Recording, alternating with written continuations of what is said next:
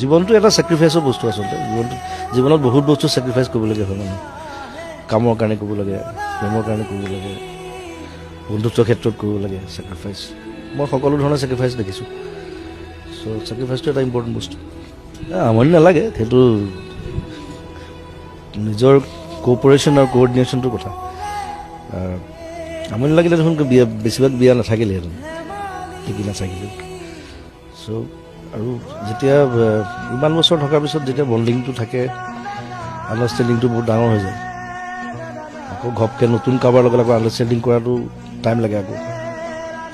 চ' সেই আণ্ডাৰষ্টেণ্ডিংটোৱে আচলতে গোটেই জীৱনটো চলাই লৈ গৈ থাকে গতিকে সেইটো ইম্পৰ্টেণ্ট কথা আণ্ডাৰষ্টেণ্ডিং আৰু আপোনাৰ গান শুনি বহু লোক প্ৰেমত পৰে নতুন প্ৰজন্ম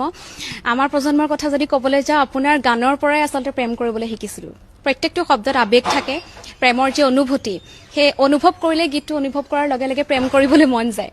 মই গোৱাটোৰ কথা নকওঁ গোৱাটোতো বাৰু মই ৰোমেণ্টিক ফিলিংছটোৰ ওপৰত গাওঁ আৰু প্ৰেমৰ বেলেগ বেলেগ ধৰণৰ ডেফিনেশ্যন থাকে চ' মই ইমান বছৰে সেইটো এক্সপ্ল'ৰ কৰিবলৈ চেষ্টা কৰিছোঁ যে এনেকুৱা ধৰণৰ প্ৰেম হ'লে কেনেকৈ হয় কেনেকৈ লিখিব লাগিব গানটো